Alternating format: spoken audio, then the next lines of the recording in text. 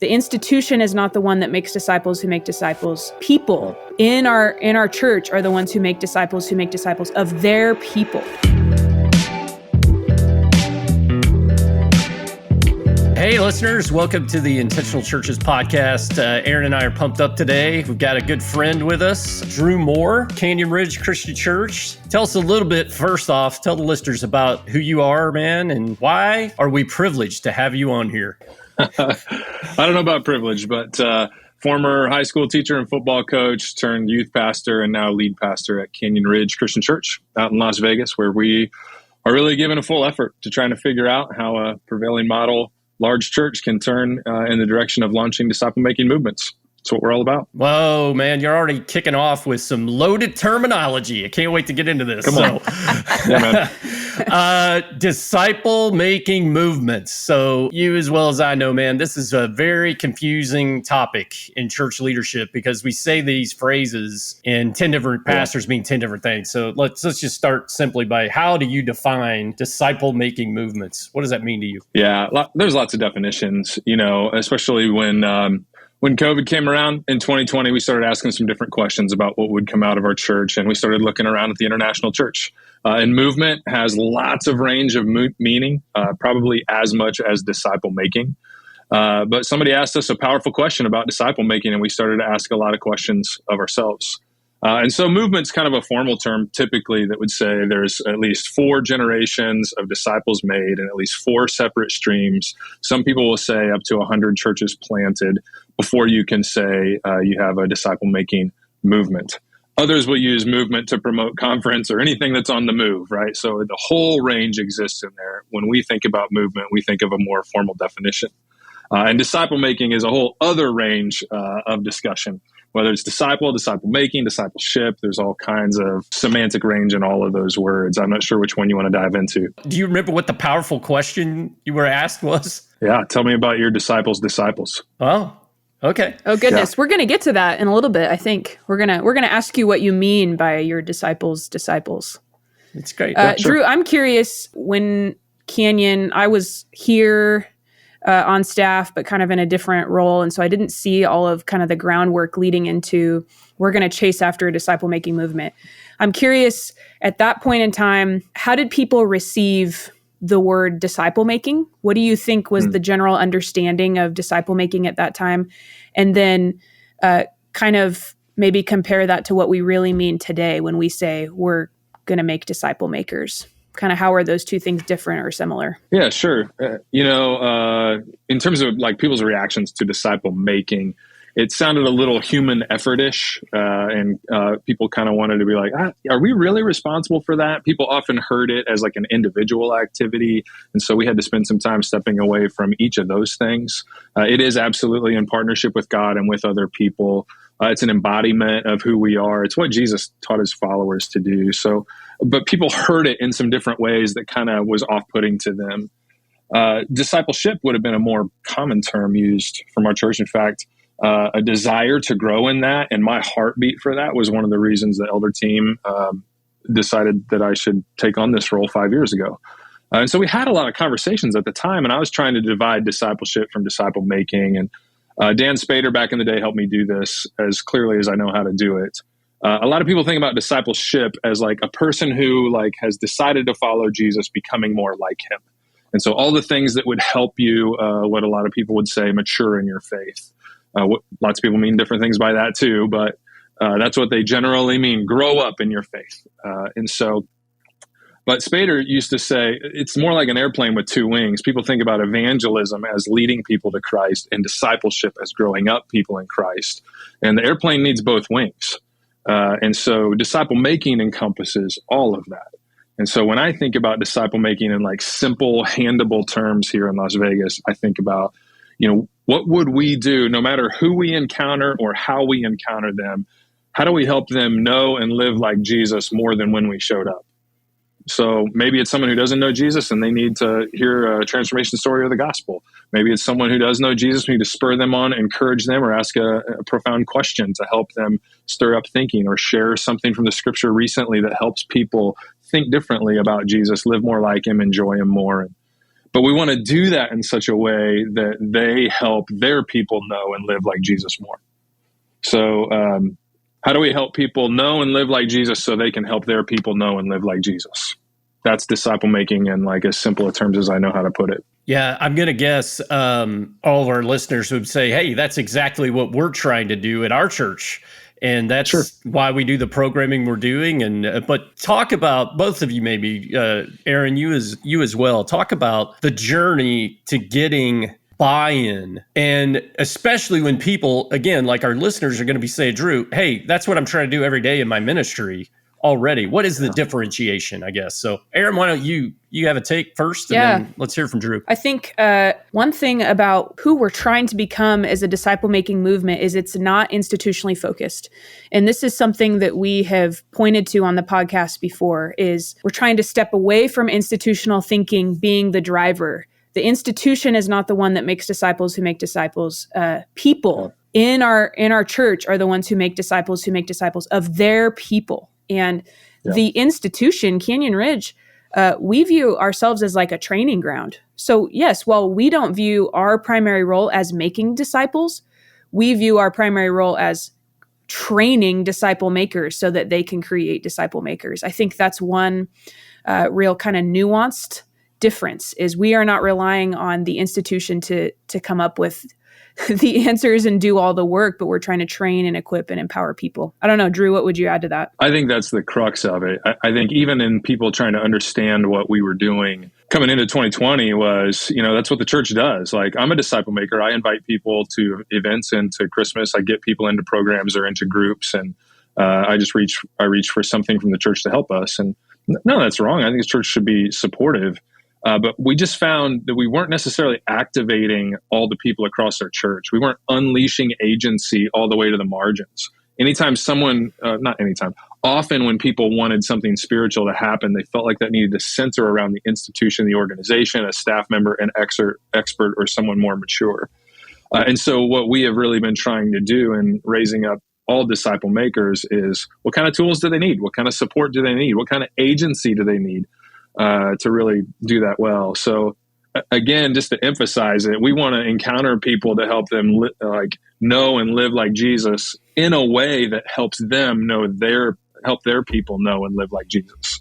So how we go about this is so essential. Yeah, and I'm just going to push you a little bit, because I'm going to guess a lot of listeners aren't understanding what you mean by unleashing agency. What does that mean? Yeah, agency in simple terms, I don't know if there's a formal definition, but it's a person's willingness and ability to act. So they don't need anyone's permission. They don't need anyone else's presence necessarily. They have a sense of what to do and the willingness to do it in that moment. Well, often what we were experiencing in our church is that when people were engaging people well, like in their relational reach zone, relational networks, or we call them faces and places, they were engaging people right and left, serving, being hospitable, being generous. But anytime it would start to turn spiritual, they felt like they need to reach for the church. They didn't like the church institution, program, gathering, or something like that. Found most people were pretty ill-equipped to just simply share their story in a concise and invitational way, not very well equipped to share the gospel in a concise and compelling way, not always willing to up the spiritual potency of a conversation to take it to another level, to engage them around spiritual things. And so this is part of what raising up disciple makers looks like, is how do we hand them those things, get enough reps with those things, enough competency and confidence that wherever they find themselves, church or no church, they can engage someone around the gospel and help them know and live more like Jesus in a way that that person even right away could turn around and do the very same thing with someone around them. Okay, I have an unfair advantage because Canyon Ridge is my home church, but I know you encountered some headwinds along the way, so this really became a change in approach, philosophy, even though it may not have been consciously stated, but for our church, it became a change. And so as best you can, I know you'll be respectful about it, but can you talk a little bit about what the church was before and what you're trying to point the church to now, and what are the differentiations? I really have so much appreciation and honor for who Canyon Ridge has been. There's a long legacy and history of people faithfully and wholeheartedly showing up in Jesus' name in our city. So anytime we're like juxtaposing the past with the present it is only on the shoulders of those who came before that we get to stand. But I will say that we were very institutionally centric. All roads led to the church. Even some of the metaphors that we used, like a hospital for the hurting in our city. Well, that came out of a huge heart to help those who were in hardship and needed hope and needed people and those kind of things. But it also did locate the institution, programs, and staff right at the center of all things spiritual development. And so when we started to shift and say, wait, the Spirit is alive in all of us, that all of us have a calling to live out the life of Jesus in our networks, in our neighborhoods, in our workplaces. How do we raise the ability, support for people to do that? And what that implied was we needed to kind of take down some of the support structures that we had in the institutional church that were filling all those voids. We had to create some space of like in between and even discomfort for people to realize, oh, something else needs to go here than what was before. It's not a program that's needed. It's a person that's needed. It's not like a groups campaign. It's a community willing to like give sacrificially and show up with hospitality. We don't need like the right gospel presentation or attractional event.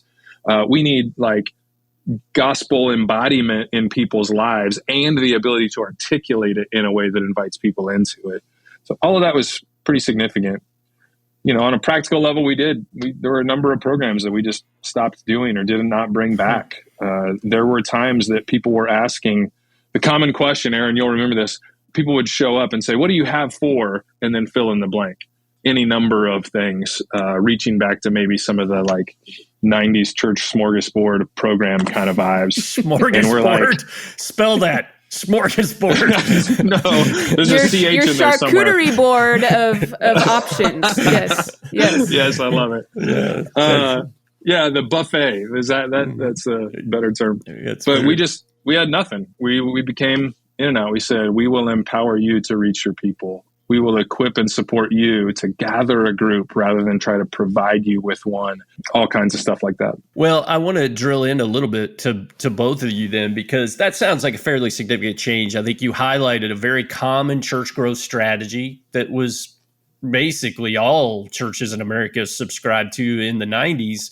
And I remember a friend of mine phrased it this way: the more hooks you have in the water, the more fish you'll catch. And it led to, what you talking about, the programmatic bloat. I remember one church we worked with, Bart and I always compare notes. What is the most amount of programs we've ever seen in a church? And I think we topped out at 184 programs in a church. That is incredible. But like you said, it's part of a strategy, and good-hearted leaders are doing the best with what they could at that time in church leadership.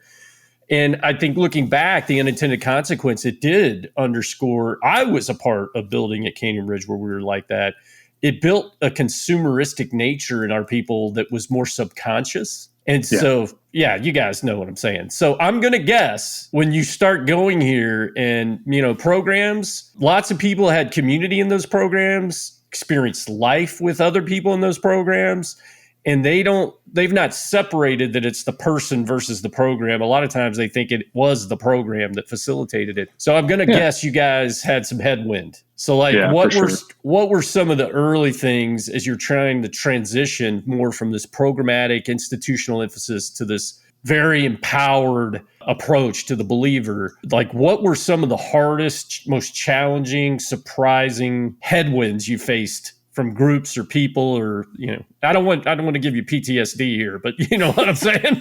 Can you get into just a few of those that you've gone through over this transition? Yeah, Aaron, I'll be curious to hear your experience. I think one of the biggest categories of headwind was the measurement of success. Like, especially coming out of COVID, people were always asking where, it's so good that people are back, or where is everybody, or what's the size of something? Because they had been taught over time to say, that's the thing. Getting people in a place is the win. Inadvertently, because of our celebration of big numbers in the past, we had taught people that's what success means. rather than the stories of like living out disciple making DNA in other places. So there was a lot of confusion around some of that. I think anytime you shift the design, you're obviously going to cause waves. And so things that were done for people were now being asked to do for themselves or with others. And so while people received great good from all the organized programs, primarily led by staff or people who were dubbed leaders, the flip side of that sounds a little negative to talk about is that it made it really easy for church attenders. And so when you stop making things easy and you ask more of people, some people aren't interested in that. They received good in the old model. And so why do we have to try harder now? Why is this asking or requiring more of us than the past? Can't you just do it the way we like it?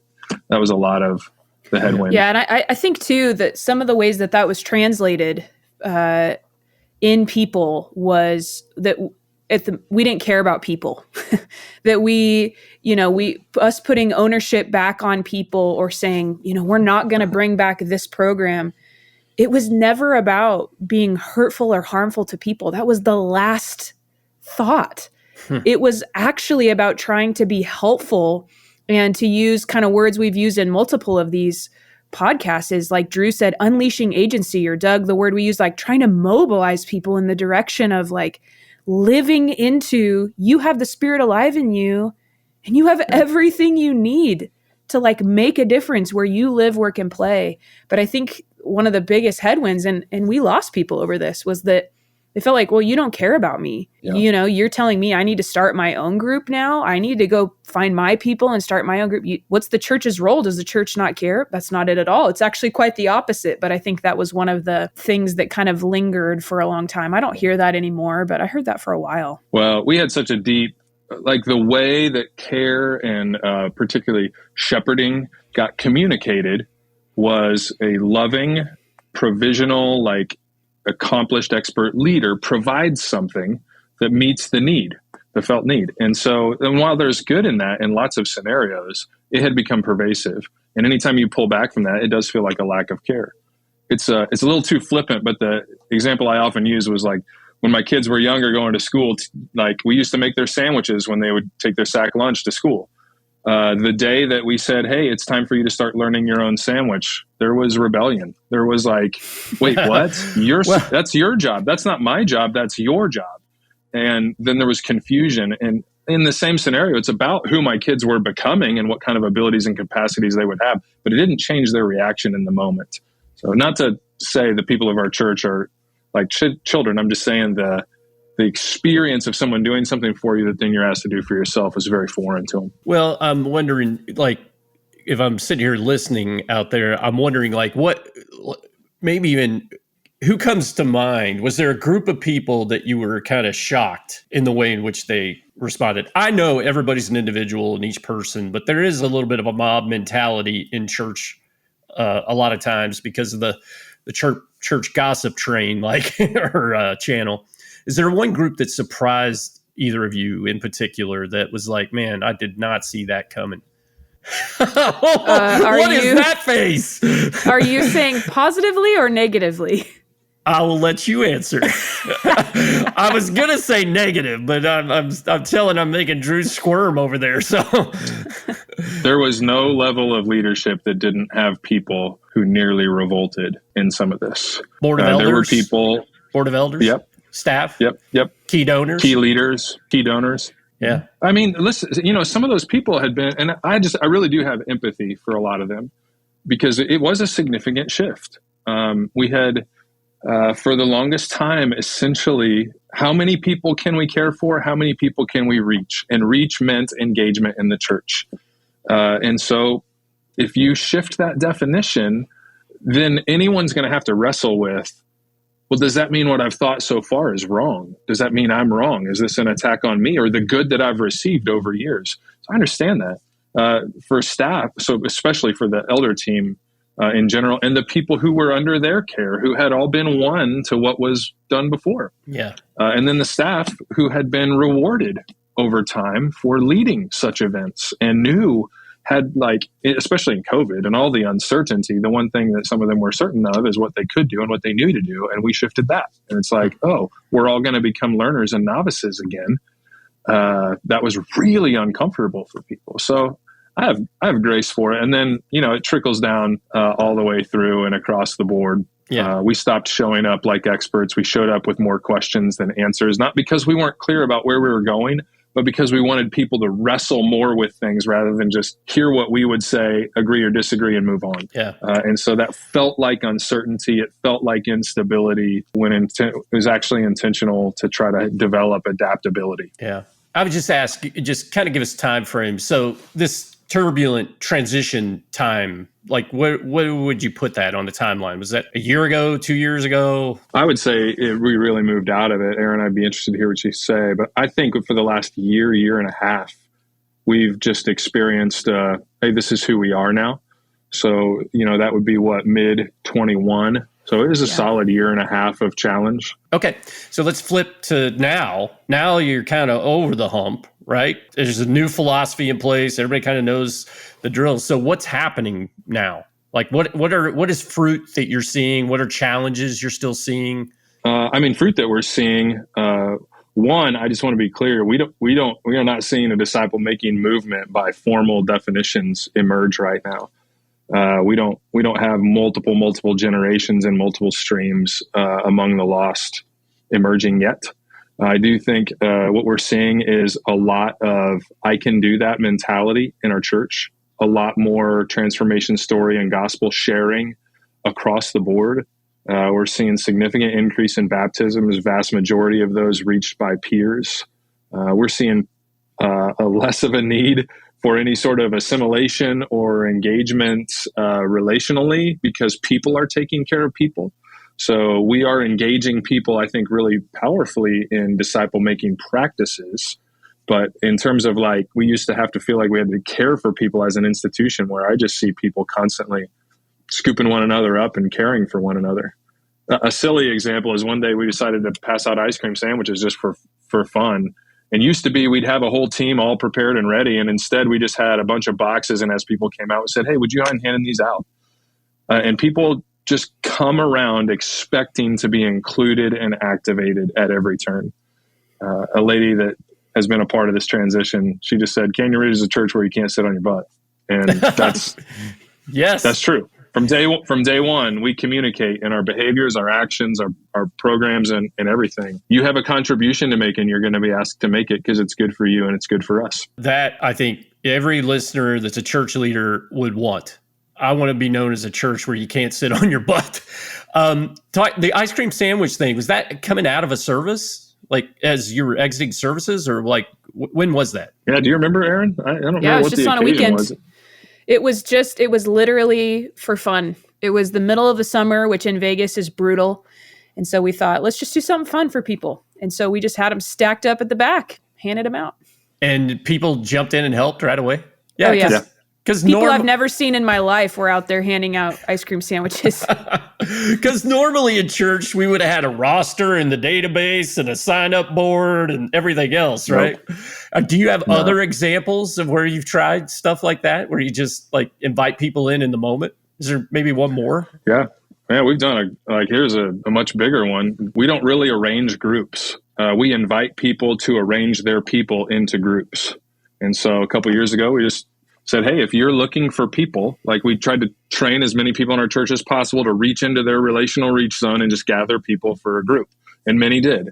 But still, there's lots of people who are not connected to other people or just came to town. And so we said, we're just going to create a space for anyone who wants to find other people to come and find each other. And we put up 4 signs, couples, men's, women's, young adult. I don't even remember what they were. And we just handed them a guide at the front end and a sandwich so they wouldn't be hungry and said, hey, mingle and find people. Here are some questions you can ask, and here's the next step to take. You can either start sitting with one another on the weekends, you can jump into a group in a public space, or you can jump into a group in a home, and we're going to equip and support you to do that well. But we are not going to line up your people for you. And so come make a group, that's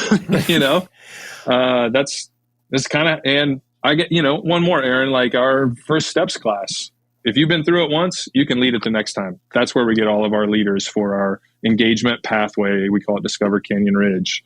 If you've experienced it and walked through it one time, then the next time you become a table facilitator. Well, I think I would ask Aaron, the skeptics out there, does that really work? Like, are you really starting groups? Are people really getting engaged in your church? Is it really working? Yeah, I would say for all the listeners that have 1,000 questions, first of all, you should be writing those questions down. and second of all, I would say it is working.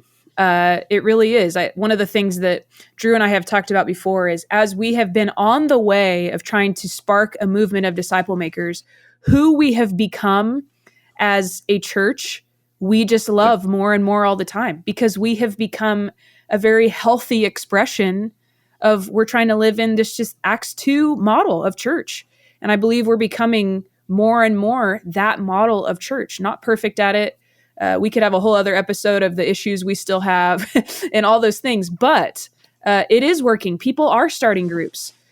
We've seen over 600 baptisms this year. We've plugged in over 200 volunteers in the last 3 months that just have come out of come out of this Discover Canyon Ridge experience and said, I want to contribute. And so we've seen over 200 volunteers join volunteer teams. So I don't love throwing around numbers like that, but yes, for the listeners that are just looking for tangible handles, we are seeing like traditional church metrics. Those things are extremely healthy and growing and heading in the right direction. So all those stats to me are amazing, but the volunteer stat alone, because coming out of COVID, this became one of the biggest pressing issues for the local church in America because the weekend required so many volunteers and it really was an institutional focus. Most people who were leading those volunteers were thinking about getting a job done, not about developing disciple makers, so that you've been able to get that code cracked in a new and fresh way. I think a lot of listeners are going to be really interested in learning more about. Hey, I also want to hit, is there anything keeping you up at night right now about kind of this new shift you're in? Is there any challenge that's before, either of you can answer this, like right now it's kind of keeping you up at night, like, man, I don't know about this part of how we're implementing this or we're missing this thing. Anything come to mind? It's a great question. I think I'm just not sure. Like what we've been doing is trying to borrow, implement, iterate, and invent with movement practices from all over the world and from other folks. We're not really creating. We're just adapting and experimenting constantly. There are things in the U.S. culture, like our schedules, our independence, and our busyness that just seem so opposed to movement in general. So I would just want to wholeheartedly agree with what Aaron said earlier. Who we are becoming in pursuit of movement, I wouldn't trade for anything, ever. But I'm not quite sure our culture is ready for like rapidly multiplying movements. For us, it's as much about the journey as it is the outcome, but we have a very fixed destination. And in pursuing that, it's driving the kind of activity that is shaping better things in our church, than ever. Yeah, Aaron, anything for you?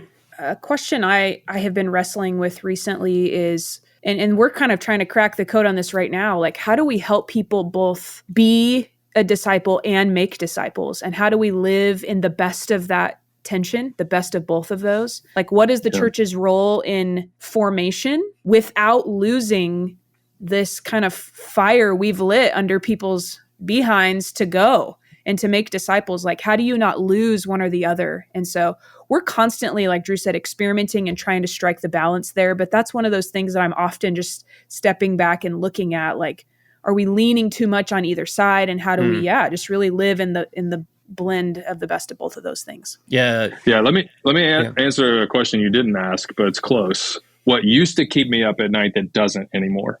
Good. One was novices messing everything up. Doesn't happen. Like one of the biggest reticence was like, how are you going to let people lead groups who you haven't vetted as leaders? I don't know. Ask Paul when he left a church in Corinth. You stay at it, you write letters, you check in, you support, but you got to unleash people right away. You don't like coddle them for a while and then unleash them later. But we've just discovered nothing has come off the rails theologically, doctrinally. People are more in the scripture than they've ever been. They're asking the question, where do you see that in the Bible, more than ever? They're going to the scripture on their own. So like, people used to say, if you're going to unleash everybody, you're going to have messes everywhere. I was like, well, we kind of have messes everywhere anyway. But their biggest concern was doctrine or fidelity to Jesus. And we're not seeing that at all right now. In fact, the energy from the edges of our church has pulled the middle forward in the movement. And that's just been absolutely awesome.